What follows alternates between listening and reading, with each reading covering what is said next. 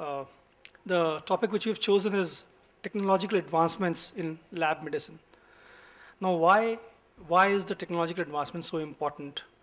You would have seen anybody or everybody who goes to a hospital or a diagnostics lab, he or she is in pain. The idea is to alleviate that pain from the face of the person. And it's, by no stretch of imagination, is an easy task. I mean, I've seen, after having worked in hospitals for good about 7 years now, and in diagnostics, I see that, it's very difficult to kind of, remove the pain from the patient's face. Now, it's very, very important, to, do something which is miraculous. And what we actually do is we bring in the element of technology into our working. And this primarily, involves 2-3 things. One is you have to give timely care, superior quality care, and at affordable cost. It's certainly a very, very challenging task, but this is what technological advancements have to be used for. Now let's look at the role of lab medicine. Now, you see, it may not be incorrect to state that lab medicine is the nerve center of medicine. About 70 to 80% of the medical decisions are dependent on the lab medicine results and outcomes. Now, all the judgments, whether they're taken by the clinicians or first of all, it needs to be evidence-based. We use lab medicine for the purpose of screening, for diagnosis, for prognosis, and even for treatment. And thus, any disease you're talking about, it's always important to have that kind of bent of mind. Yes, you have to go through the route which is evidence-based. So thus it's very important for us to look at the lab medicine in that sense. You'll be surprised to know that lab medicine is not a recent phenomena. It dates back to, as per the published reports, some people say that during the Egyptian civilization, or even before that, in 1500 BC, so almost about 3,500 years back, we saw evidence of blood fluid testing at that point in time. And the first clinical lab was set up by Johns Hopkins in the year 1986.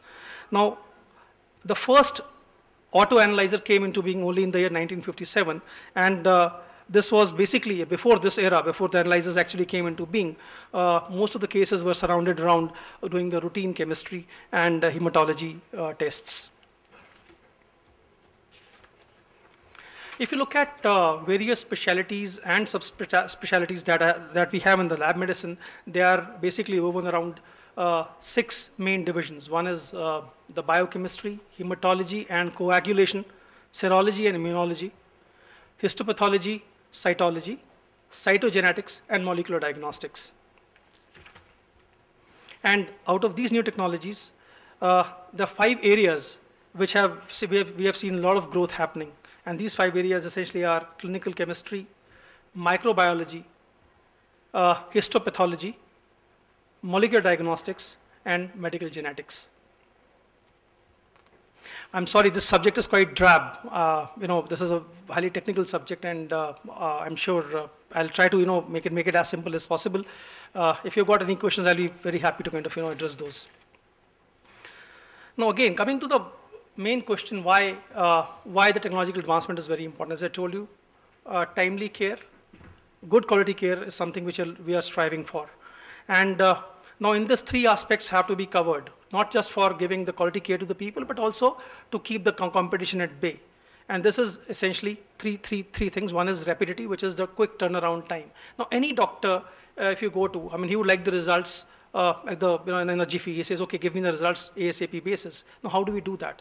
So idea is to get the test done at the first point of contact. That is one. Second is you have to have the logistics built around in a manner that you're able to churn out the test results at an early time.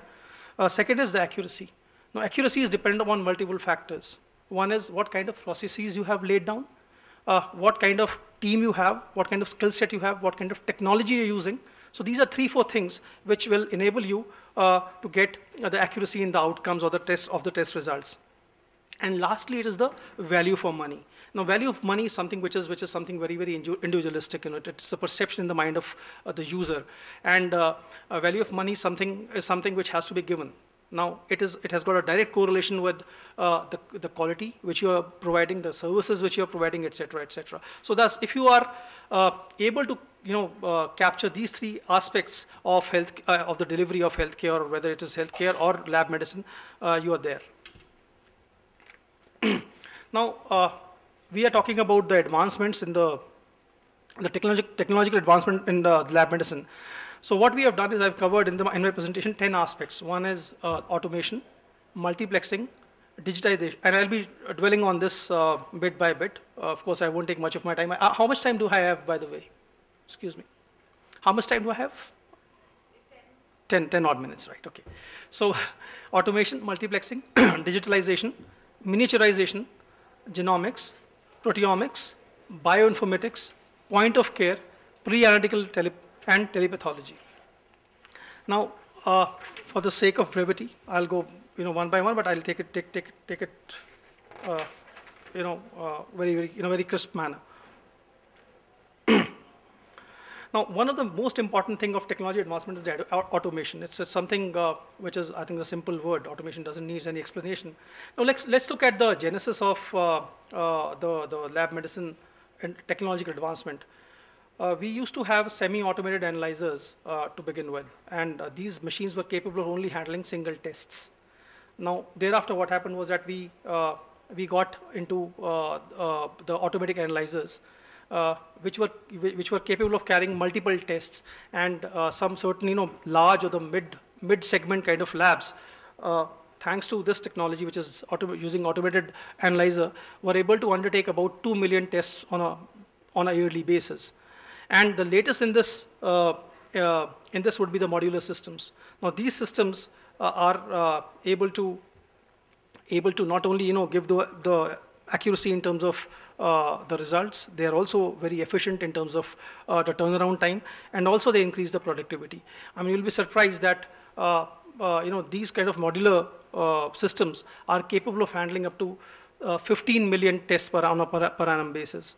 And this is nothing but basically, it comes with a power of 3-4 added modules in one modular system. Now, typically, if you look at lab medicine, there are 3 aspects to it. One is the pre-analytical. Second is the analytical, where you're actually doing the testing, and post-analytical, when you're generating the reports and all. Now, pre-analytical is as much important as the analytical bit. Now, when I say pre-analytical, it basically means when the person is coming to a lab to give the sample, how do we really treat that? What kind of technology we should be using to bring more and more efficiency into the system? I mean, if you look at the number of errors that happen, about 68% of the errors, as per the data which is available to us, 68% of the errors happen only at the pre-analytical stage. And how do we combat that? By making use of technology. One is there's something known as barcoding. We can have the syringes or the vacutainers which are barcoded, and once the sample is drawn and taken to the lab, there's no mismatch in the names or whatever of the person's samples and all. Second is the use of vacutainers. Now, there was a time when we used to really bank heavily on the syringes. And what used to happen was you take the sample in the syringe, take it to the lab. In between, because of lag of time or whatever, the efficacy of the sample would not be as good. So what do we really do? We switched over to vacutainers. Vacutainers has got certain reagents or some chemicals which are preloaded into the vacutainers. You simply have to take the sample to the lab and put it straight into the analyzers and churn out the results. So that way the efficacy of the sample remains good, and also you need not have to really repeat a couple of processes which were otherwise to be kept into mind. So the work of phlebotomy, after phlebotomy, to the analytical stages become much simpler. Now, the next slide talks about the molecular pathology. Now, it will not be incorrect to say that today we are banking heavily on molecular pathology or molecular diagnostics, as we say. This is something which is where we are coming out with all these esoteric, new generation tests. And again, it will not be incorrect to state that molecular pathology or molecular diagnostics is the future. Now, the advent of molecular pathology dates back to the year 1621, when the first microscope was invented. And it took us almost about 400 years to actually generate the first draft of human genome sequence. And this task was completed. The genome sequencing was completed in the year 2003. So it's only about a decade. It is only about a decade ever since we are able to really track this code or the sequencing, and we know what is the form of the genes, etc. And this is helping us in all sort of new technology, whatever new advancement technology is coming. We are able to now decipher the disease pattern through the genes.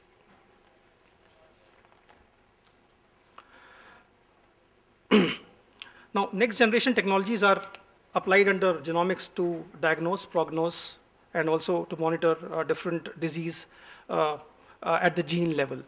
Now, if you look at Human Genome Project on one side and the kind of technology which we are using, they are really, gone various levels upwards. Starting from, we have got various technologies on the what we call as next generation technologies. One is the, the PCR, the real-time PCR, gene sequencing, and the next generation gene sequencing. And the aim is one, again, as I mentioned at the beginning, is to improve the healthcare and also the quality of life in future. So here what we are doing is basically we are tackling the diseases at the gene level. We are going down to the gene level and ascertaining as to how the disease pattern is kind of matching up with that. We're also using proteomics and bioanalytical. And basically what is happening out here is that there are various technologies which are they are going beyond the gene level at the proteins level. And if you look at the, the technologies which are available today are capillary electrophoresis, LC-MS/MS, which is mainly used for, newborn screening and immunosuppressants and all, and MALDI-TOF. Now, these are technologies which are for diagnostics, prognosis, and monitoring of various diseases at the protein level, as I mentioned. Now, with the kind of data explosion, the kind of information explosion which is there today with us, whether it is in the form of using the gene technology or using the protein technology, it's humongous. Now, how do we really integrate this data is something to be seen. So we make use of bioinformatics to integrate the data and then interpret from it, how do we really go about tackling the diseases, to understand as to what kind of disease pattern is there, and it helps us immensely in doing what we call as the disease profiling. So bioinformatics is part of the IT, which enables a lot of stuff in terms of lab medicine. Yeah. Okay. Now this is the latest thing, which is what we call as the P4 medicine. Now from just from diagnosis, prognosis, monitoring, we have come to a different level, to the next level, which is predict and prevent. So there are now tests available on a routine basis, which if conducted, we are able to predict as to a person is susceptible to so-and-so disease, and we take preventive actions accordingly. So idea is to basically personalize these tests depending upon the structure of a person, depending upon the needs of the person, and then make them participate into the whole testing exercise. So this is what we call as the P4 medicine, which is predict, prevent, personalize, and participate. Multiplexing is the next technology advancement thing. And if you see,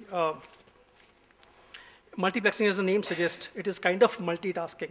And there was a time when through one sample, you could conduct one test.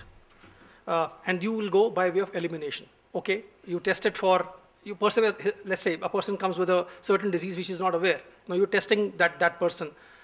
Is it TB? No, you eliminate that. Is it X disease, Y disease? Now what happens is that through this multiplexing thing, we are able to do multiple tests through one sample at one given point in time. And there are certain examples which I like to kind of mention. These are technologies which are used: Luminix technology, protein array, food intolerance. Now food intolerance, one sample, we are able to give reports for 220 allergies, or the food intolerance allergies which are prevalent. So this is the kind of benefit which we have of multiplexing. Similarly, if a person is in sepsis and admitted in the ICU, doctors are actually generally grappling as to what should be done with these patients. So the idea is to have a test which is able to give us multiple kind of variation. Okay, this is done, that is done, and you are able to come out with the result. What is the root cause of that particular ailment? Point of care. This is very, very important. Gone are the times when people used to go to the hospitals.